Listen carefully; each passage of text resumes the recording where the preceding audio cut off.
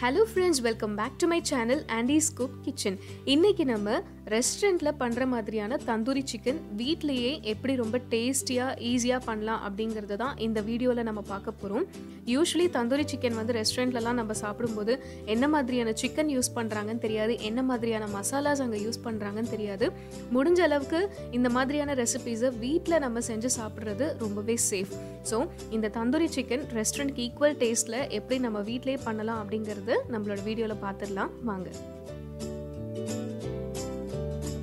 இப்போ இந்த தந்தூரி சிக்கன் பண்றதுக்காக ஃபர்ஸ்ட் நான் வந்து ஒரு 4 சிக்கன் லெக் பீசஸ் எடுத்திருக்கேன். மஞ்சள் தூள் உப்பு போட்டு வாஷ் பண்ணி இந்த மாதிரி கத்தி வச்சு ஃபுல்லா ஸ்லிட் பண்ணி வச்சிருக்கேன். இந்த மாதிரி அங்கங்க கீறி விடும்போது மசாலா வந்து நம்ம போடுற மசாலா எல்லாமே நல்லா அப்சர்வ் ஆகி அந்த தந்தூரி சிக்கன் உள்ள வரைக்கும் நல்லா டேஸ்ட் இறங்கியிருக்கும். ஸோ அப்போ தான் உள்ளே வந்து நல்லா ஜூஸியாக இருக்கும், ட்ரையாக இல்லாமல் சிக்கன் பிளண்ட்டாலாம் இல்லாமல் நல்லா டேஸ்டியாக ஜூஸியாக இருக்கும்.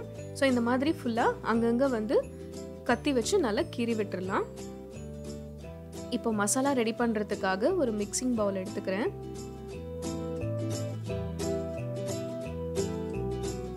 இதில் ஒரு 5 டீஸ்பூன் அளவுக்கு தயிர் ஆட் பண்ணிக்கிறேன்.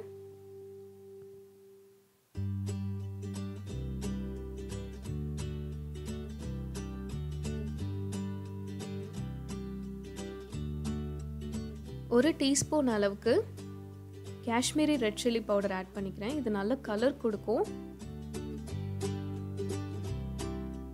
1/4 டீஸ்பூன் அளவுக்கு மஞ்சள் தூள், 1 teaspoon tandoori chicken masala, 1 teaspoon அளவுக்கு கரம் மசாலா,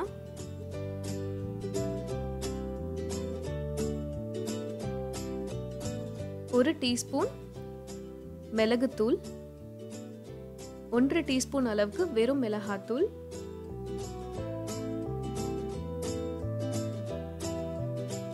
2 டீஸ்பூன் அளவுக்கு இஞ்சி பூண்டு விழுது ஆட் பண்ணிக்கிறேன்.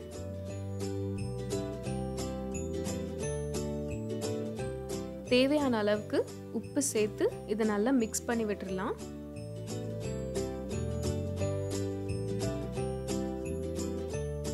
உங்களோட டேஸ்ட்டுக்கு ஏற்ற மாதிரி உப்பு சேர்த்து இதை நல்லா மிக்ஸ் பண்ணி விட்டுருங்க.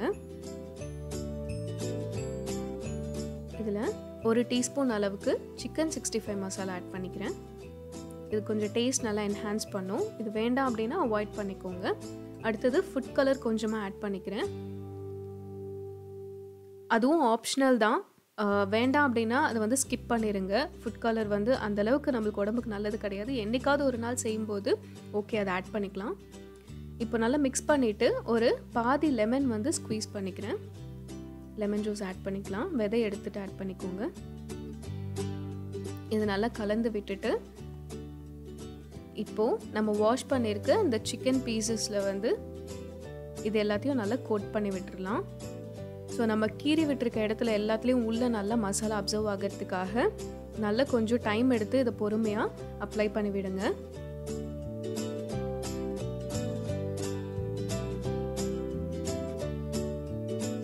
ஸோ எல்லா பீசஸும் அதே மாதிரி கோட் பண்ணி வச்சிடலாம்.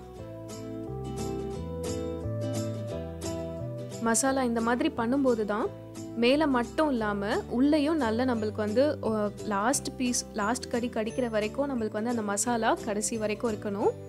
ஸோ அதனால் நல்லா இந்த மாதிரி கீறி விட்டு ஃபுல்லாகவே அப்ளை பண்ணிடலாம். இதை ஃப்ரிட்ஜில் வந்து ஒரு 45 மினிட்ஸ், மினிமம் 45 மினிட்ஸ்க்கு வந்து ஃப்ரிட்ஜில் வச்சிடலாம். மேக்ஸிமம் வந்து ஒரு 1 மணி நேரம் 2 மணி நேரம் வரைக்கும் ஊறிச்சு அப்படின்னா நல்ல டேஸ்ட் கொடுக்கும்.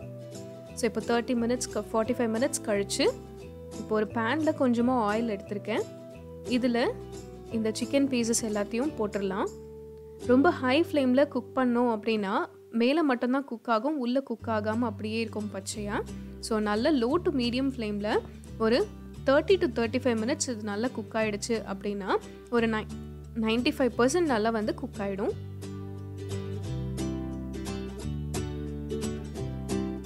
ஸோ இந்த மாதிரி ஃபஸ்ட்டு பேனில் பண்ணிவிட்டு அதுக்கப்புறமா நம்ம வந்து கிரில் பண்ணும்போது அந்த மசாலா எல்லாமே நல்லா அப்சர்வ் பண்ணிக்கும் சிக்கன்.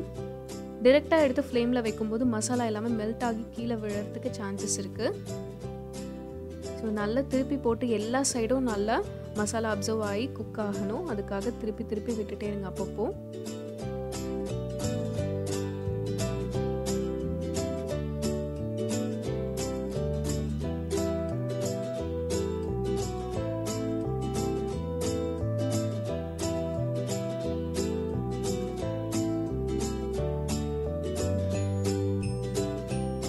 பாருங்க மசாலா எல்லாமே நல்லா கீழே எதுவுமே உதிராம நல்லா அப்சர்வ் ஆகுது சிக்கன்ல. கம்ப்ளீட்டா கோட் ஆகி இந்த மாதிரி வந்து ட்ரை ஆகிற வரைக்கும் இதை நல்லா குக் பண்ணிக்கோங்க. இப்போ ஒரு ஃபோக் வச்சு டெஸ்ட் பண்ணீங்க அப்படின்னா உங்களுக்கு உள்ள நல்லா குக் ஆகிருக்கிறது தெரியும். ஓவர் குக்கும் பண்ணிடக்கூடாது, ஏன்னா சிக்கன் வந்து ரொம்ப ஹார்ட் ஆயிரும். இப்போது ஒரு 90 to 95% குக் ஆனதுக்கப்புறமா இந்த மாதிரி ஒரு கம்பி வந்து டைரெக்டாக கேஸ் மேலே வச்சு பண்ணலாம். இல்லை நீங்கள் வந்து இந்த கோல் வச்சு கூட நீங்கள் க்ரில் பண்ணிக்கலாம். ஒரு 10 to 15 மினிட்ஸ் அதில் வச்சுட்டோம் அப்படின்னா நல்ல மேலே எல்லாமே வந்து கலர் சேஞ்ச் ஆகிறது உங்களுக்கே தெரியும். அந்த தந்தூரி சிக்கனுக்கான ஆக்சுவல் ஃப்ளேவர் நம்மளுக்கு இதில் கிடச்சிரும். ஸோ ஒரு 10 மினிட்ஸ் இந்த மாதிரி நான் ஃப்ளேமில் வைக்கிறேன். கொஞ்சம் லோ டு மீடியம் ஃப்ளேமில் வச்சு இதை நல்லா ஒரு 10 மினிட்ஸ் நெருப்பில் காட்டி எடுத்துட்டோம் அப்படின்னா நல்ல ஃப்ளேவர்டாக தந்தூரி சிக்கன் சூப்பராக ரெடி ஆயிரும். இதை ஒன்ஸ் நம்ம டேஸ்ட் பண்ணிட்டோம் வீட்டில் அப்படின்னா நம்ம ரெஸ்டாரண்ட்க்கு கூட போக மாட்டோம். அந்த அளவுக்கு ஈக்குவல் டேஸ்ட் இதில் கிடைக்கும்.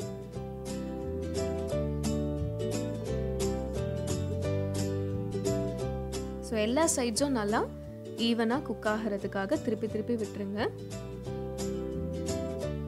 ஸோ 10 to 15 மினிட்ஸ் கழிச்சு இது பர்ஃபெக்டாக குக் ஆகிடுச்சு. இது ஒரு பிளேட்டில் ட்ரான்ஸ்ஃபர் பண்ணிடலாம். அவ்வளோதான். ஸோ ரெஸ்டாரண்ட்க்கு ஈக்குவலான டேஸ்ட்டில் தந்தூரி சிக்கன் ரொம்ப சூப்பராக ரெடி ஆகிடுச்சு. ஸோ சர்வ் பண்ணும்போது மறக்காமல் லெமன் அண்ட் வெங்காய பீசஸோடு சர்வ் பண்ணுங்கள். அவ்வளோ டேஸ்டியாக இருக்கும். நீங்களும் இதை வீட்டில் ட்ரை பண்ணிவிட்டு எப்படி வந்துச்சு அப்படிங்கிறத மறக்காமல் என் கூட ஷேர் பண்ணிக்கோங்க. இந்த வீடியோ உங்களுக்கு பிடிச்சிருந்தா லைக் பண்ணுங்கள், ஷேர் பண்ணுங்கள், மறக்காமல் சேனலுக்கு சப்ஸ்கிரைப் பண்ணுங்கள். நெக்ஸ்ட் இன்ட்ரெஸ்டிங் ரெசிபியோடு உங்களை வந்து மீட் பண்ணுறேன். அது வரைக்கும் பாய்.